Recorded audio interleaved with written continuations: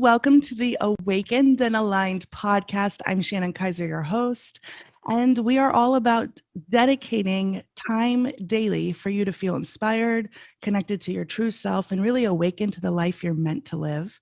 And today is no different than any other day in the sense that we are bringing a powerful guest forward to help you maximize really your potential by using your voice. So I'm very much excited for this conversation. But before I invite our guest in, I want to share a little story. As you know, I love to share why, and everybody I bring on the podcast is someone who has personally influenced or inspired me because I want to bring that inspiration forward to you. And today I have a guest who I'm going to go back in time first. We're going to go back to 2013. Let's hop in our little time travel machine. And it's interesting because at this time in my life, I was working on securing a literary agent. And I don't even know if our guest knows this today. So this will be a good story to share. And as I was pitching agent, I had some that were like, well, maybe. And, one after another, no, no, no. And I just kept at it. And finally, I reached out to a literary agent named Michelle Martin and her partner, Steve Harris. And they said, we're interested in working with you. Let's hop on a call. And I was so excited to get on a call with a literary agent back in 2013. And they said, okay, well, we love what you sent over, but we have a couple questions. And they wanted to ask about kind of my brand at the time, which was called Play with the World. And that is my website, as you know. And they said, we signed an author and she has a book coming out. Her name is Andrea Owen. And we wanted to take a look at her website. She has this whole idea and focus on your kick-ass life. And it's very similar. And you guys would be really good friends, but just take a look and see if that jives, because these are the type of people we represent.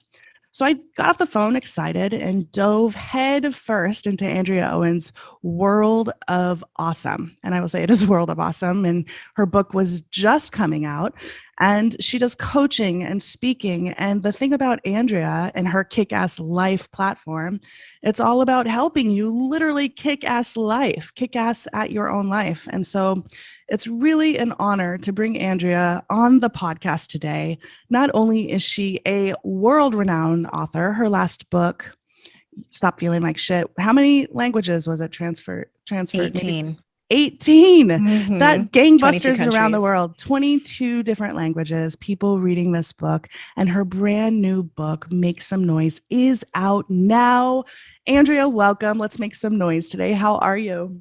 Shannon, I'm so good. I love that story. I think you told me that sometime maybe when you were on my podcast. So I remember. Oh, I remember that. Excuse me. I'm so excited.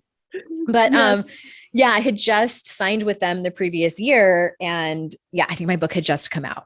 I loved that they used you as an example of like what's so possible flattered. in working with us. And they're like, yeah, it's your kick-ass life and in their book. And then when I met you in New York, that was awesome because we did this author mastermind with our agents. And, the thing about you, Andrea, that I love after meeting you in person, and we've developed this friendship and kind of camaraderie over internet, is when I met you in person, there is this authenticity that shines through. It's really this no bullshit, unapologetic. This is it. This is who I am. And you really help people step into that.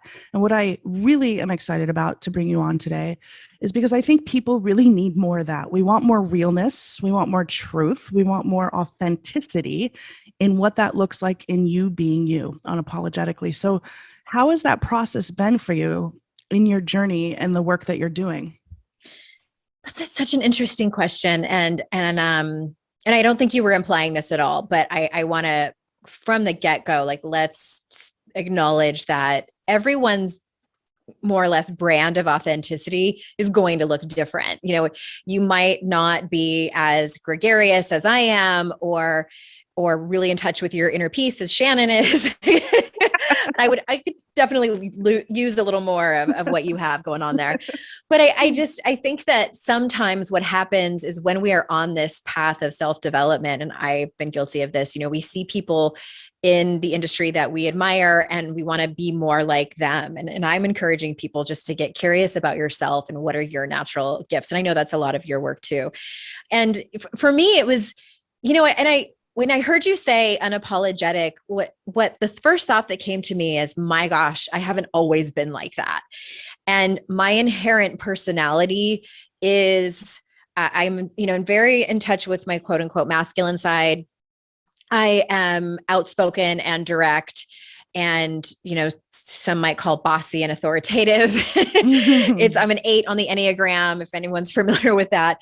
And I spent a long time toning myself down. I have that inner wound of being too much. I've been giving, have had many times people look at me with their eyebrows furrowed, telling me to quiet down. And in some instances, I've been inappropriate. Like, let's be honest. Like, I needed to be told not appropriate, but many times it was fine. And I was still told to quiet down. So again, I haven't always been unapologetic. It took me a long time to get to that place, and a lot of therapy, a lot of coaching, et cetera, et cetera. And now I totally forgot what your question exactly was. Like, did I answer it?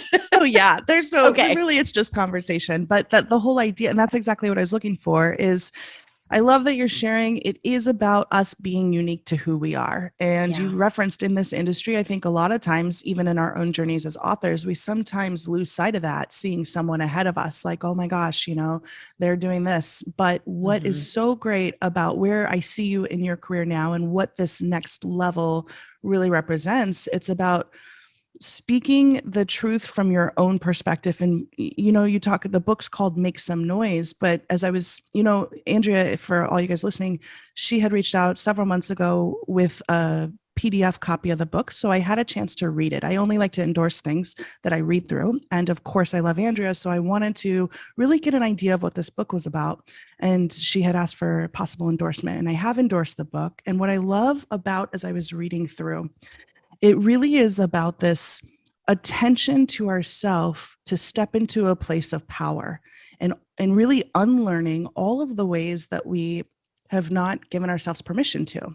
And so can you talk more about that and kind of, I guess, the idea and inspiration to write the book? Yeah, it's a slight departure from my previous 2 books, and they were more general women's empowerment. And I kind of went through this, I don't know what you call it. It wasn't really a transition, but just some thought processes, some conversations with my friends and colleagues and therapists and husband, and really just stepped into my identity as a feminist. And I know that you have some men, people who identify as men on this show. And I really hope they don't turn this off, because I am going to give examples of how this has to do with men too. And I knew that I had to talk about this concept that in the self-empowerment industry, we talk a lot about taking responsibility for your life. And I've talked about that a lot too. You have to be the one, like, no one's coming to save you, right? Like, you have to be the one to take, and I call it radical responsibility for your life, for your happiness, for your fulfillment. And what I had been ignoring all those years, and what I realized over the last handful of years, is the culture that raised us. I mean, and I have my own 2 children, a boy and a girl. And my son, like, I didn't want him to grow up with this, stereotype of what it means to be a quote unquote, like, manly man, to not feel your feelings, to express your emotions is to be weak, and that his value depended on how much money he makes and what kind of car he drives and how attractive his girlfriend or wife is, if he decides to be heterosexual. And I don't want my daughter to grow up thinking that her value is in her body and her appearance, as well as how accommodating she is, how she makes everyone comfortable, how she's nurturing, et cetera, et cetera. And I do think that we've come a long way over the last several decades. However, there's still a long way to go. And that's what I wrote about in this book is like, let's look at the culture that raised us, the conditioning and socialization that we've all received. Like, we've all been indoctrinated, whether we know it or not. And what I'm asking people from this book, what I'm asking the reader, and it's not that I'm telling you, this is how it should be. I mean, let's be honest, I might do that a little bit. There is some prescriptive, but I ask over 250 questions in this book. I want the reader to get so intimate with being curious with themselves and ask themselves these sometimes hard and uncomfortable questions sometimes that they've maybe never asked themselves before, because, as you know, Shannon, curiosity can really change our lives once we get used to it. Yeah, absolutely. As you share that, I know I'm coming at this from the author perspective too, because I know each book we write, there tends to be this journey and evolution we go on. And so as you share that it's a slight departure, it feels interesting. I love that you have posed so many questions in the book. What is one of the hardest questions you had to ask yourself and answer in writing the book? Oh gosh, that's a good question. That's a question on what question was hard for me to answer. I think off the top of my head, one of the hardest ones that I had to answer was, where have I participated in internalized misogyny? Mm. And that is things like slut shaming. It is, chronic dieting. It's being competitive in an unhealthy manner, whether it's with jobs or the proximity to somebody at the top, or, with men, with my girlfriends and things like that. And, we hear a lot in our circles about, women uplifting women, and why are you putting down other women? And, like that, a lot of times that's internalized misogyny, or the stereotype of, women are inherently catty and backstabbing. Yeah. And I've probably said that before and believed it. Like, so it's things like that. That's in how internalized misogyny manifests. And it can happen to even people who identify as feminists. And again, it goes back to that conditioning and socialization. Yeah, it's interesting as you bring that up. And once we kind of recognize and answer these questions, and when you got to that place, where have I participated? What would be kind of a next step we take once the awareness comes in? Well, I always advise people to try to have a healthy dose of self-compassion, because what can happen is we come to these conclusions, we have these awakenings, and we realize like, okay, here's what's been going on. Oh my gosh, like there's so much work to do. And then we can beat ourselves up for, whether it's participating in internalized misogyny, or if it's, talking about stereotypes that aren't necessarily true, et cetera, et cetera. So have a healthy dose of self-compassion. Hopefully, I know it's an ongoing process for most of us. It's a And self-help then process. from there is, especially with that topic in particular, have conversations with people that you trust and that you feel comfortable having the conversation. So Yeah. I'll give you a quick example. I was playing tennis with a group of women that I know, and that, so somebody offhandedly said, well, you know how catty women can be. And I could have been passive aggressive and said, no, I don't know how they can be. Like, let me know. What do you mean? Like, that would have been kind of catty. Yeah. The Proving your sarcastic point. catty. But I said very kindly, and I said, you know what? I used to think that too. And then realized that that's a stereotype that like most of us have bought into. And I read some research that said that that's not, it's a little bit of nature, but it's mostly nurture. And that's something that we're conditioned to believe. And I I said love it that. with like such a kind tone, and Yeah. because these can be uncomfortable. Yes, exactly. Yeah. Oh my gosh, I love that. In fact, that whole idea of opening up to conversations, because we're seeing this play out, the separation, whether people have different beliefs, different ideas on how to move forward through 2020, 21, 2022. There's Mm-hmm. such a crazy, and I know we see it all over the world and on social media, but this idea of coming together and just saying, let's have a conversation, or not even sitting down to make it a thing, but say, I used to think that too, but I've Yeah. discovered that is like blown emoji, because it shows that we're always willing to grow, and you approach it with compassion and kindness. I think radical compassion is the way forward. But on this same idea, how can we apply these techniques, do you think, to kind of the general, what we're seeing? You talk a little bit in your book, but what we're seeing play out in kind of the cultural narrative and what's being revealed as we move Yeah. forward.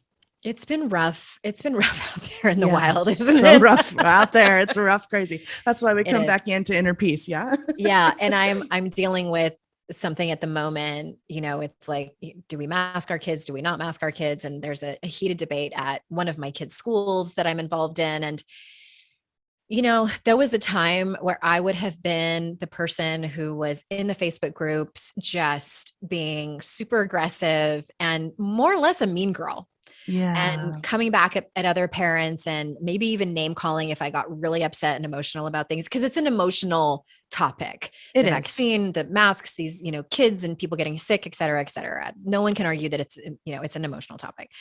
And so what I have been really proud of myself about is that I notice when I'm getting too fired up and I just back away from social media. Like That's it's not helpful. helping. Yeah. And also, in more specifically my email correspondence that I've been having, with my daughter's teachers and principal, is taking the time. It does take more time and effort and intention to be respectful, because when we dehumanize people, they won't listen. Like, I Yes. have been dehumanized, and I'm not speaking for everyone, but in my experience, I get so angry at the contempt of the other person that I don't want to listen to your point because I think you're a jerk, and I don't ever want to listen. Like, it's hard to come back from that.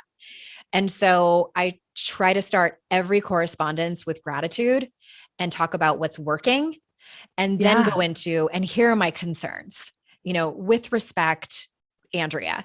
And I find that, they may not come around to how I see things, but I'm so proud of how I showed up in that moment, because, shaming someone and dehumanizing might feel good in the moment, but it is so destructive, both to the person who's on the receiving end and handing it out.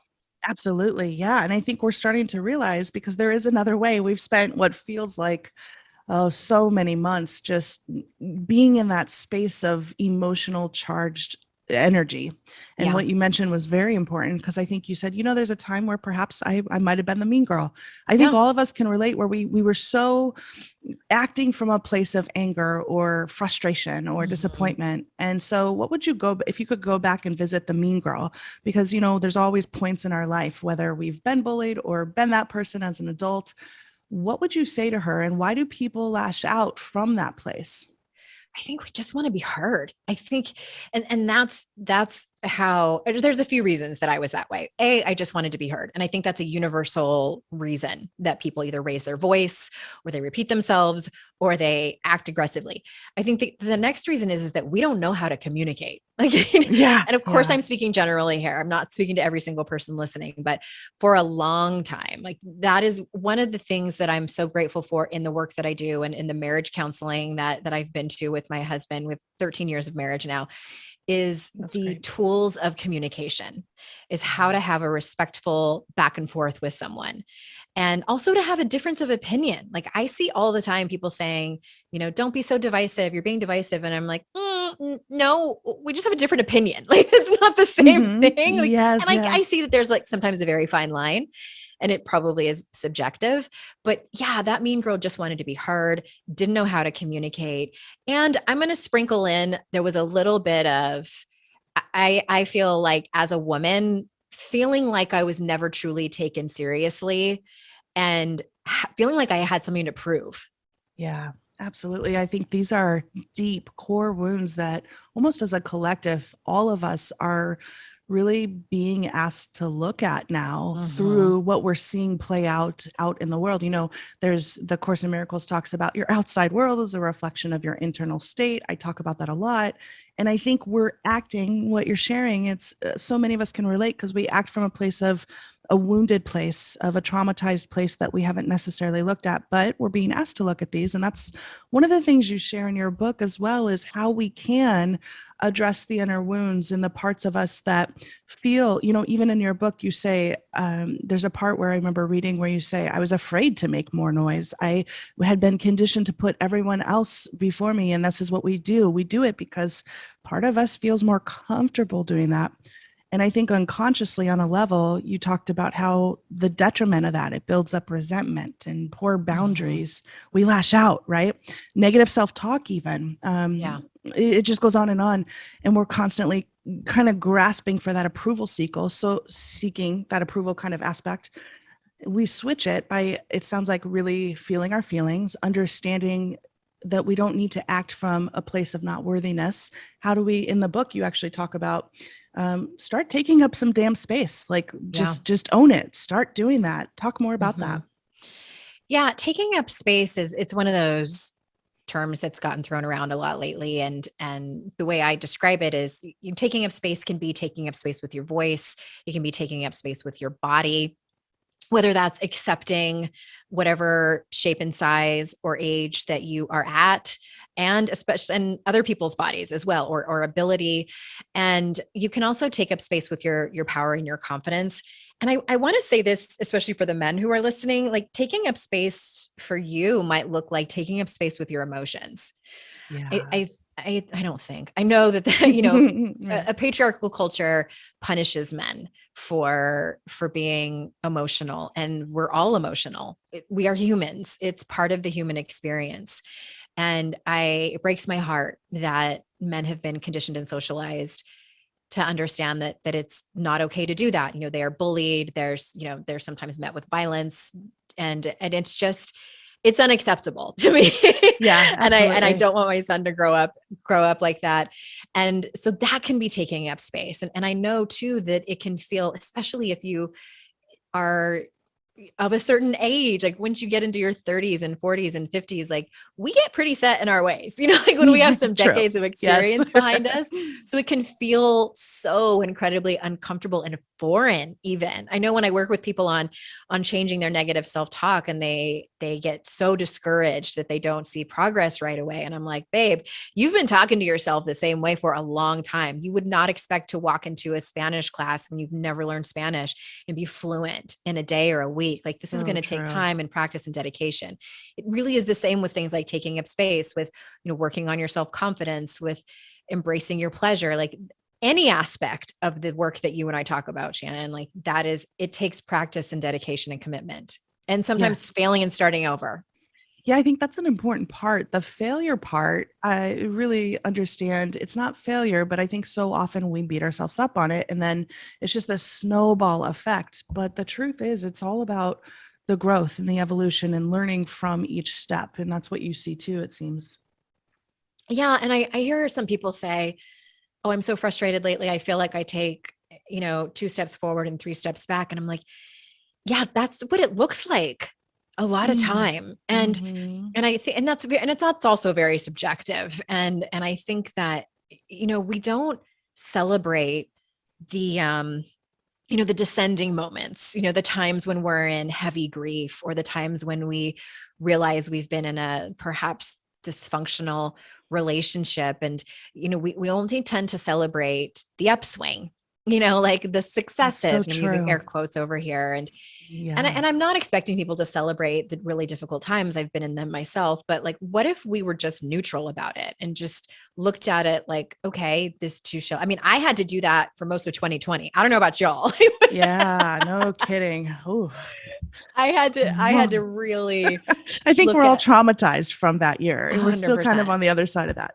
We're still I in do. it, I think it was like universal trauma that happened. I Yes. am so sad for my children that they have this in their childhood, and we're Yeah. still dealing with this in this new school year. And I hate that I mean, like I think you're younger than me, but I was in 5th grade when the Challenger exploded. And like, that was like the biggest deal that happened like in my childhood, and then 9/11. And I was in my 20s when that happened. So it's like the fact that my children are living through a global pandemic, like makes me a little angry at times. I'm like, dang it. Yeah, right. But anyway, yeah, it's that whole like reminding yourself that this too shall pass, and doing like simple things like putting 2 feet on the ground and reminding yourself that you're grounded and things like that. Like I have needed to go back to basics during the pandemic. I think that's actually one of the, blessings, I guess, or gift, if you can look at it that way, where are we ready for that yet? I know, right? That's what I know. It's like, oh, here we go, gift. But it's like returning to basics, but in that expression, almost getting back to what is real for us. And what I have seen, I love that you bring up anger and this idea of descending moments, because so often we try to think, I should not feel this anger, but you actually start the whole book by saying, I am so angry.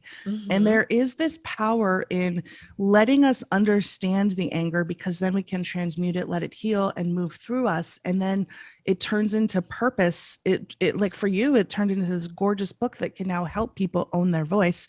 Talk more about how these emotions that we often have been taught to push away can actually benefit us. Yeah, it's interesting. For the sake of transparency, I have never had trouble accessing my anger, nor do I feel uncomfortable feeling it. And I think I might be in the minority with women, because a lot of women I talk to have either a hard time accessing it and or Yeah, feel guilty, like they shouldn't be absolutely. angry, and there is this Hmm. stereotype of the angry woman or the scorned woman, the bitter woman, and it's not necessarily a term of endearment that we use for women. Right. So I think I'm very well versed in it in practice. So I want to say that from the get-go, because I don't think that's everyone's experience. And I have found, and I want to, for people that don't know me, like, I want to preface this by saying I haven't always been like, I make up, Shannon, that like you came out of the womb, like evolved. I know you told me your story a long time ago, but Nope, I nope. was not I that know what you way. mean. Yeah. I took the long road. And I grew up in a family, I'm a Gen Xer. I grew up in a family where we didn't talk about hard things. We swept feelings and problems under the rug.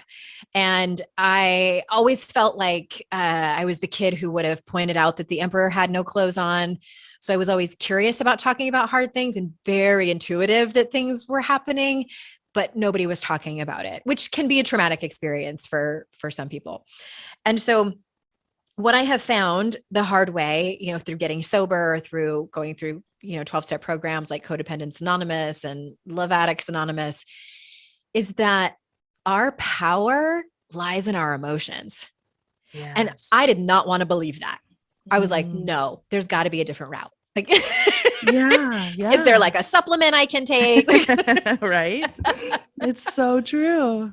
But I have found, and maybe it's not anger for someone listening, and especially the men listening, like maybe it is grief or sorrow or that intimacy and connection and trust that maybe they want and desire in their male friendships that's absent. And that's a huge problem in the male community. For women, it might be anger and rage that you haven't accessed. And so my invitation is for people to do that with a trusted therapist or someone who's well versed in that work. But I'll tell you what, like, I was really surprised when I realized how much power there was in not only feeling my feelings, but digesting and processing them. Yes. Yeah. I'm right there with you. In fact, it's interesting because in my book that comes out next year, I have a whole chapter that's kind of, as we went through last year, I wrote a book about inner peace. And one of the most monumental things that I really understood is that our emotions are the key to a greater understanding and processing, moving us forward. And I love that you say our power lies in our emotions, because Mhm. I actually think this is connected. I want to see what you're feeling, because I know you talk about it in the book, but we kind of follow the rules because we don't want to get rejected. But one of the biggest lies we've been taught in talking about the patriarchy or the cultural conditioning or programming, I feel, is to not feel your emotions, whether you're a female or male. Do Mhm. you feel that this is one of the biggest barriers? 100%. And I think for many of us, there are some exceptions, but for many of us, we grew up in families and communities and culture that told us that feelings don't solve problems. Right. And it's incredibly sad. And you're right, it's a lie. It is an absolute lie. And Yeah. you know what? I want to point out something that you probably didn't even notice that you said. And I love this. So you said, I want to know how you feel about this. Like, I would have asked the question, I would love to know your thoughts. And so I love it. Welcome to the Wicked Aligned podcast. You're right. I did say that. you But that's, did. I noticed that too. I was watching a Netflix show and the guy kept asking the woman, uh, it was Virgin River, and he kept asking her, how do you feel? How do you feel? And I was like, man, that is so awesome to see that represented, because so often we're like, how are you doing? But to get in touch with our feelings and to normalize that is so important. And yeah, I love what you're saying though, because I do want to know how you feel about it. Yeah. Yeah. Well, that's how I feel about it. And I think that there was a time in my life, I feel that there was a time in my life that I was so afraid to feel my feelings and thought, if I open up Pandora's box, I don't know if I'm ever going to stop crying. And Yeah. also, I had so much fear, and this, it all comes back down to vulnerability, about expressing emotions in front of other people, because that was not modeled for me at all. Yeah. I come from a legacy of strong women. My dad was he was a very sensitive human, but didn't ever show it.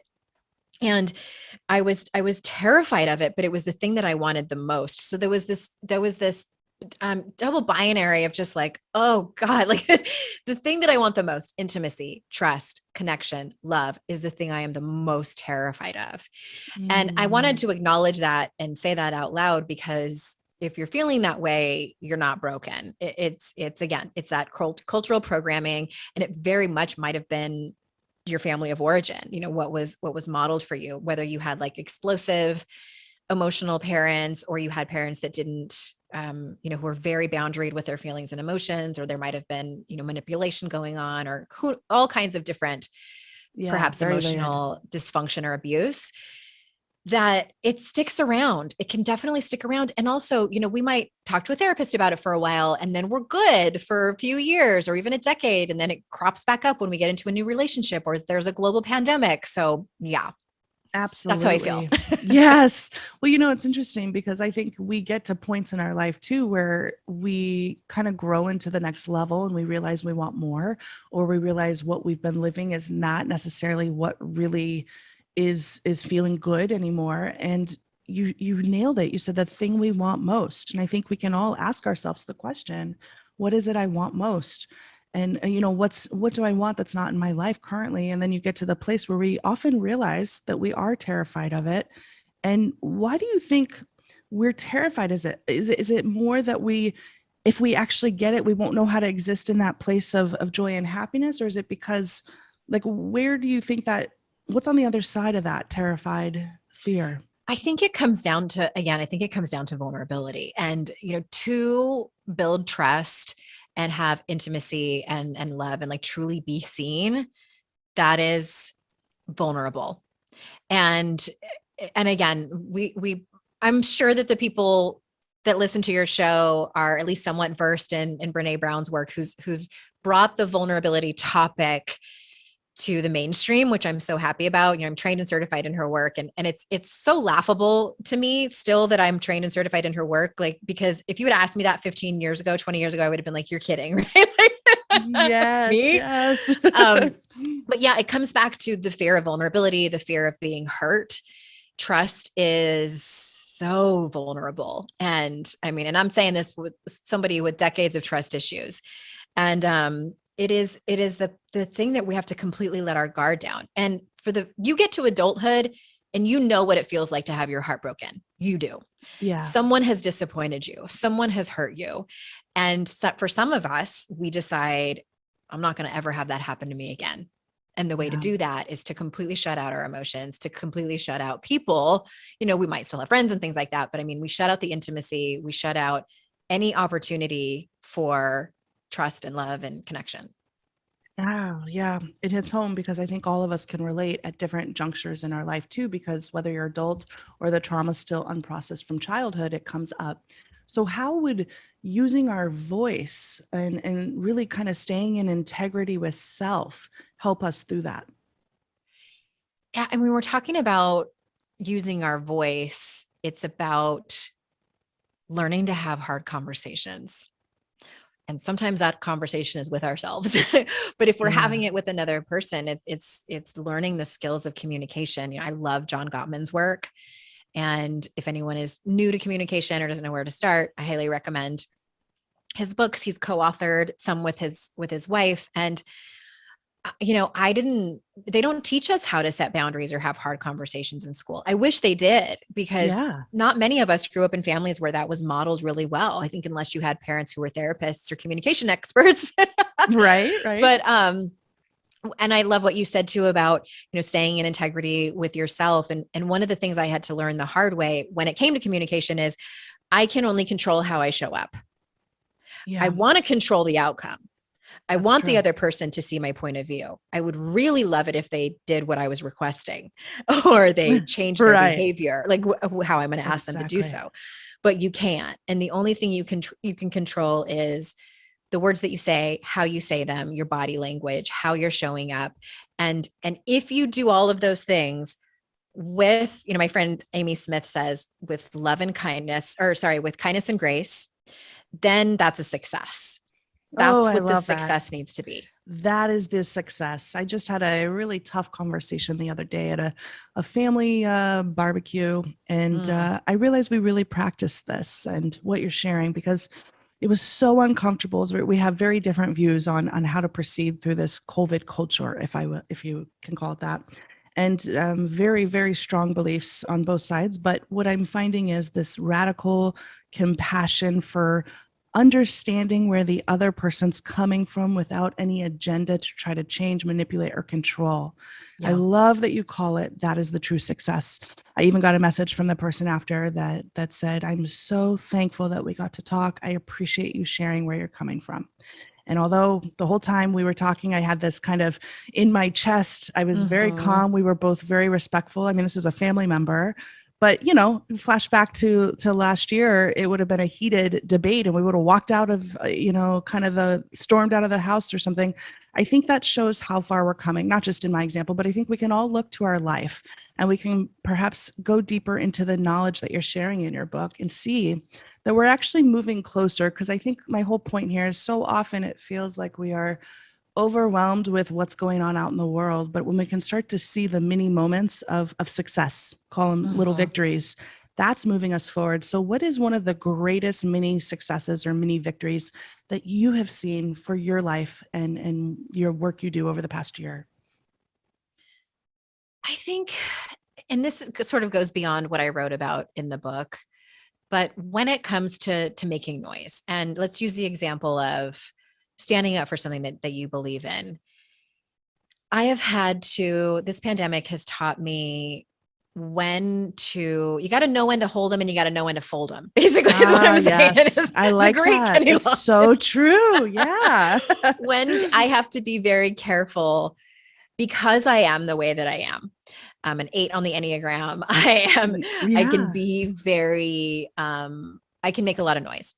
And so, especially as someone who's in recovery, I have to watch out where I'm actually standing up for what I believe in because I believe it's right.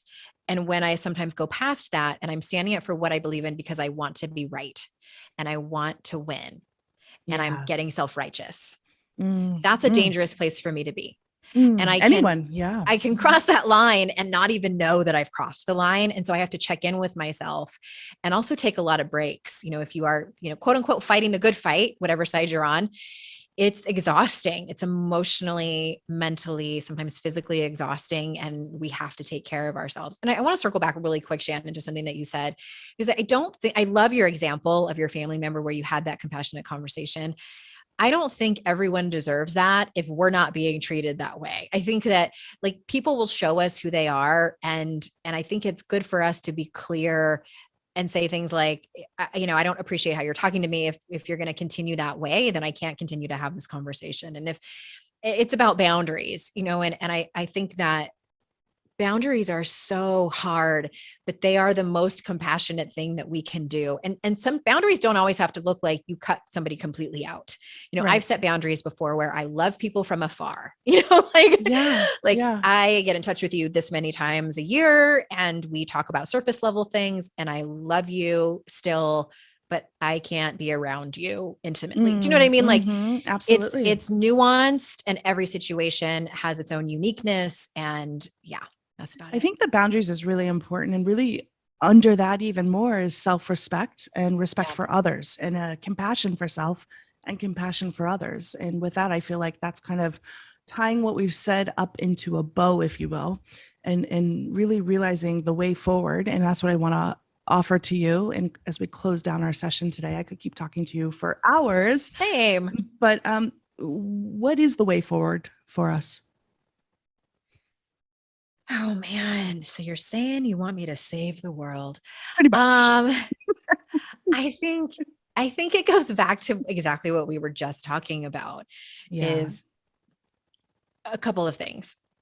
I think that if the world and especially, the United States where we live was ruled with more compassion and understanding, we would be in a very different place. I don't know. Call me a bleeding heart liberal. And I'm not even that much of a bleeding heart. Yeah.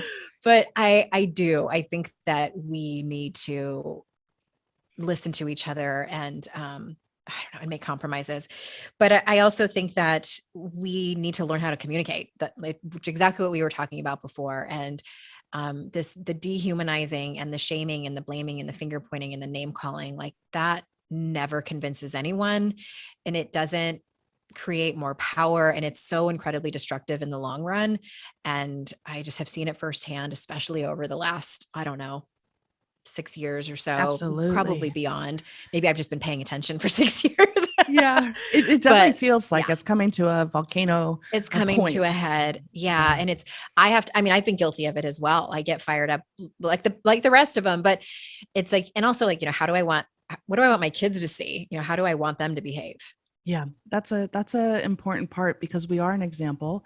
Mhm. And I think moving forward, that's how we can compassion, as you said, for each other, learning how to communicate. And so the final question I'll ask you today, and then actually before we do that, I'd love to hear where people can find you. Of course, your book is out and available everywhere now. You guys go get it. It is awesome. I have read it. I endorsed it. Where can they find you? So AndreaOwen.com/noise is where they can grab a copy of the book, in any form. And also there's bonuses. I just want to tell everyone, because I ask over 250 questions in the book, we made a free workbook for people. They can download that, and that way they can integrate if they want. And also I have a podcast also called Make Some Noise. So that's easy to remember. Great. Yeah. And then if you're on Instagram, I'm at Hey Andrea Owen. Perfect. Yeah. And I love your reels and your stories lately. They crack me up. I've been having so much fun. Oh my gosh. I'm like watching them, and I did one reel and it did not work. So I'm happy for you to see how you're doing. I'm like, how did she edit that? How did she do that? This is amazing. It's all in TikTok. It's in TikTok. Amazing. Yeah. There you go. You cleared it up. Okay. So my final question for you is, what will readers get? They close the book. What is the sensation and the feeling that you are looking that will be evoked when they finish your book? I'm hoping that it's just radical curiosity, and that they start to look at their own personal development through the lens of wondering, rather than, whether it's being so definitive about things or beating themselves up or, worrying, et cetera, et cetera. I hope it's curiosity and wonder. Oh, curiosity and wonder. Well, thank you. I love that. That's what is also, I believe, whether you realize it or not, what will lead us forward and save the world: curiosity and wonder. So thanks, Andrea. I'm so glad you could join us today. And thanks for being on the Awakened and Aligned podcast. Thank you so much. And thanks everybody for listening. Thanks.